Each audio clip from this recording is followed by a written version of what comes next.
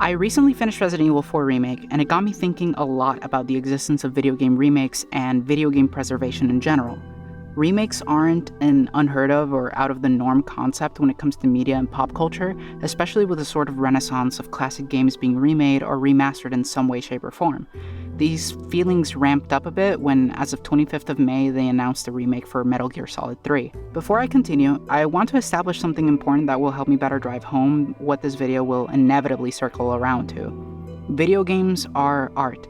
It's not really a controversial statement to make, but I'll elaborate because I'm a snooty, artsy-fartsy girl who dropped out of art college, and I have to make up for 4 years of my life wasted somehow. Video games, much like other creative endeavors, leave a human mark on our culture. Sadly, compared to other forms of art, the video games industry hasn't done a particularly amazing job at preserving that art until very recently.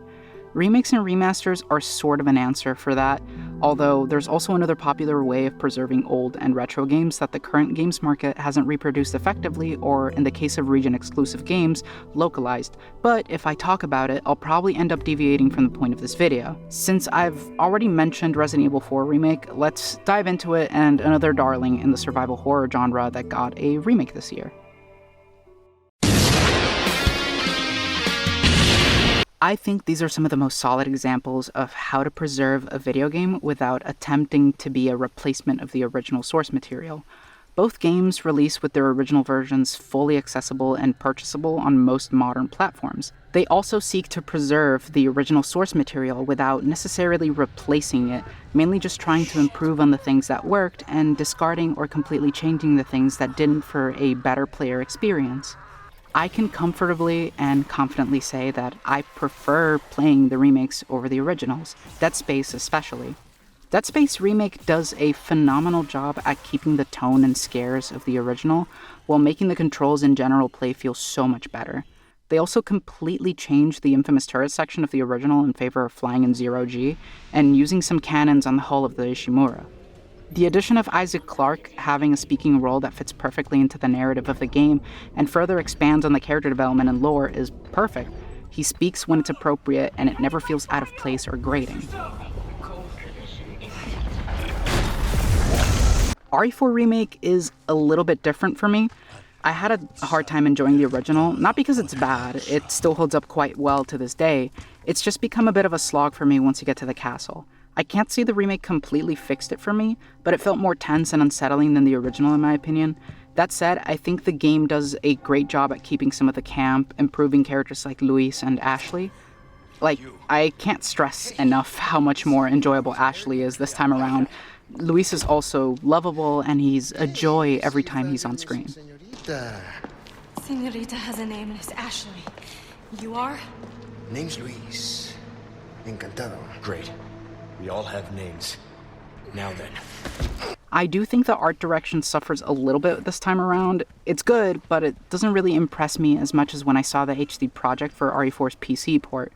Something about the effort they put into restoring a lot of the images and assets by using photographs of the actual places and objects that these textures are based on is an incredible labor of love, and I recommend anyone that is interested in playing the original version of RE4 on Steam to download the HD project and watch this video by Neryl that gives some interesting insight on this texture pack.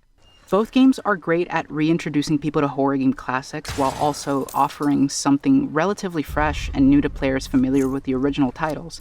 They don't interfere with the legacy of these icons, they continue to add on to it and create appreciation for the new and the old. I gotta debate Austin Powers for a I don't look like fucking Austin Powers. You look pretty groovy to me, baby. Before I get into the next few games, I have to make a messy distinction between remakes and remasters, since it seems to be a point of contention when talking about game remakes in general.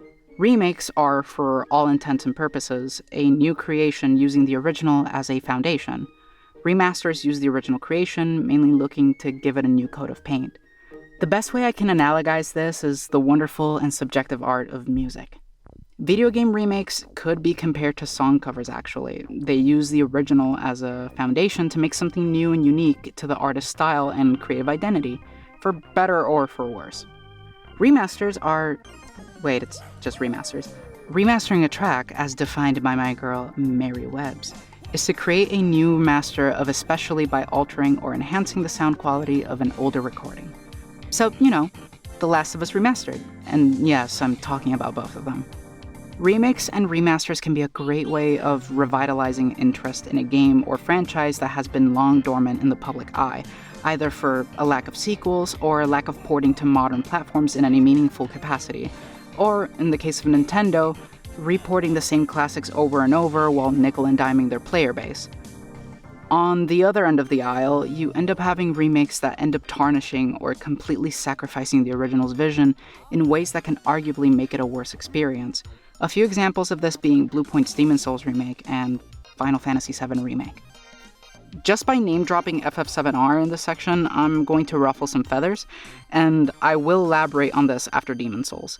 But as a preface, I'll just say this is strictly my opinion and my personal preference on what I enjoy and don't enjoy from an artistic and gameplay perspective.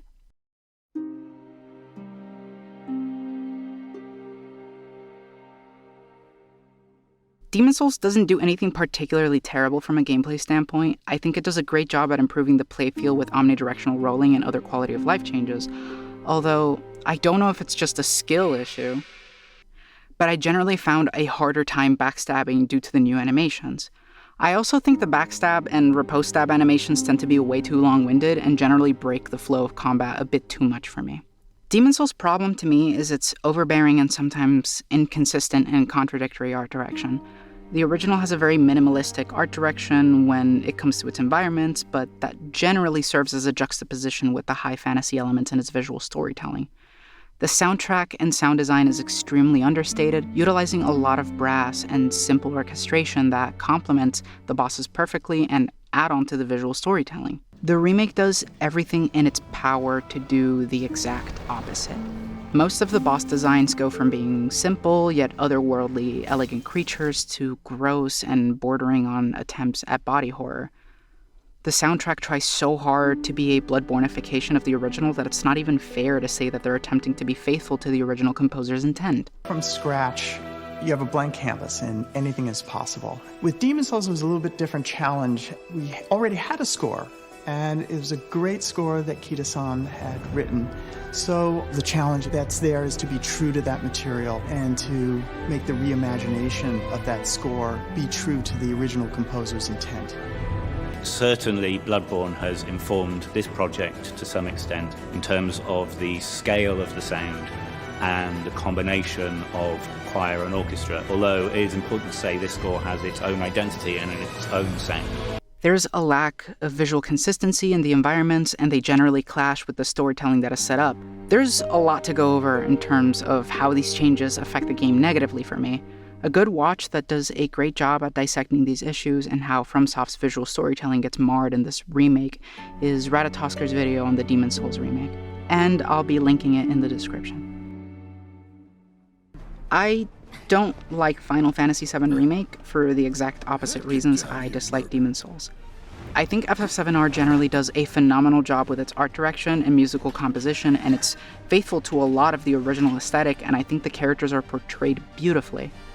FF7R just generally has some of my least favorite trends of modern gaming that just bog down the experience and make it feel like a slog to get through. Repetitive combat loop, boring and annoying corridors that force you into an animation to pad for time because the developers couldn't come up with a more interesting way to keep the player engaged on an already long-ass game. Completely uninteresting side quests and some storytelling decisions that border from completely nonsensical to completely meaningless. It has some heavenly highs and some abysmal lows that generally don't make me want to go back and play it like other Square Enix RPGs. Neither of these titles are particularly offensive, and it's clear from developer interviews that they wanted to be true to the original in the case of Demon's Souls, or just generally wanted to make a new experience using the concept of a remake as a basis in the case of FF7R. There's still strange air to these interviews because they almost sound unconfident or arrogant about not preserving defining aspects of the original. It's just a bummer because I know the devs put effort into those games and they just feel a bit lifeless. Like they're afraid of not innovating, but they compromise that innovation in areas that ultimately don't matter. That compromise is what makes these games, in my eyes, bad remakes. They don't preserve the original in an artistic way, and they place the originals in a position of only being good if you're blinded by nostalgia. which is unfair and almost postulates the remake as the intended and superior way of experiencing the titles. Remakes are ultimately a means to an end. They're not truthfully made with games preservation in mind. In a void, yeah, seeing a franchise I once loved get the proper custom paint job it deserves sounds great, and it would have probably made me excited a few years ago. But as of this video, it's sort of dawned on me how ultimately saturated of a novelty it's become. Where a game like The Last of Us gets a second re-release on PS5 at market price with nothing new but a facelift, a game that had only been released about 9 years before its remake. Or in the case of remasters, where Nintendo will continuously demonstrate that they will get away with putting in the most minimum effort and re-releasing beloved titles while penny pinching and utilizing FOMO tactics to scrape from their cult-like fanbase. I don't want a remake of Silent Hill 2 or Metal Gear Solid 3. Fuck it, a few years ago I would have killed for a Sly Cooper remake. But not anymore. I don't need nostalgia to enjoy and appreciate these games, and a lot of players share the sentiment. A sentiment so strong that they're willing to spend time and money to make their own platforms just to be able to play those games that they own but don't have the means to play them. Video games are art. They elevate multiple creative mediums to shape something completely unique and different. As new games come out, new creations that mark our culture in little and big ways and influence a lot of how the gaming industry thinks about itself. These are pieces of art that mark our community and makes us feel, helps us think, and motivates us to grow. With how precious of an art form it is, we should do a better job to preserve it, not just for the people that experienced it, but for those of us that hope to share it with others.